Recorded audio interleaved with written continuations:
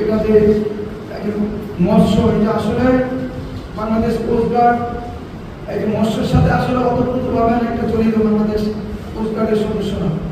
আর coast guard আপনারা হয়তো জানেন, বাংলাদেশের উপকূলীয় অঞ্চলগুলিতে কোস্টগার্ড এই উপকূলীয় অঞ্চলের নিরাপত্তা, এই যে অবৈধ মৎস্য আহরণ, জলদস্যু দমন, চোরাচালান প্রতিরোধ, এই সমস্ত সব কর্মকাণ্ডে অপারেশন করে থাকে এবং এগুলি দমনের ব্যাপারে সক্রিয় ভূমিকা পালন করে।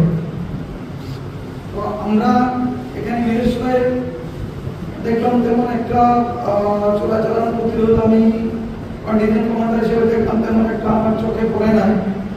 তো যাই হোক, আমি যে মৎস্য সংক্রান্ত ব্যাপারে এখানে উপস্থিত আছে অনেক জেলে বাইরে এখানে উপস্থিত আছেন, মৎস্যজীবী উপস্থিত আছেন, তাদের উদ্দেশ্যে আমি আরো একটি কথা বলবো। এবং ওই লিফলেটের মধ্যে আমি একদিকে মনে করেন এই জিনিসটা আমি শুনলাম যে অবৈধ কম করে তুলি, দেশি মাছের দেশ করি, কিন্তু আমি এটার ব্যাপারে কোনো আমি সচেতনতার সাথে বা প্রকৃত যে কিছু কাজ করার ব্যাপারে যে আমি কখন একটা দেশ বা আমরা সমৃদ্ধশালী একটা বাংলাদেশ, আমরা একটা মৎস্যের সমৃদ্ধশালী আমরা কখন হব, যখন আমরা সচেতন হব।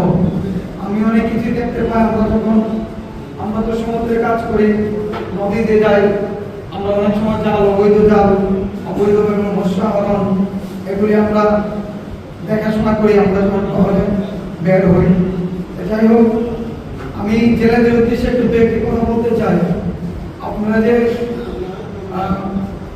জাতীয় সম্পদ মৎস্য এগুলি আপনারা নিধন করছেন, আমরা এগুলি দেখতে পাচ্ছি কিভাবে নিধন করছেন। আপনারা দেখা গেছে জাটকা ইলিশ আপনারা অহরহ ধরছেন।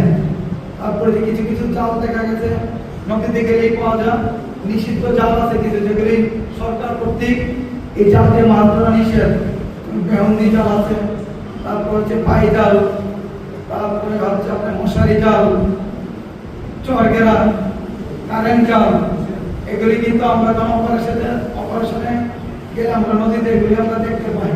এগুলি কিন্তু আপনারা এই যে জাতীয় সম্পদ আপনারা বিনষ্ট ধ্বংস করছেন, বুঝেন না আপনারা এগুলি।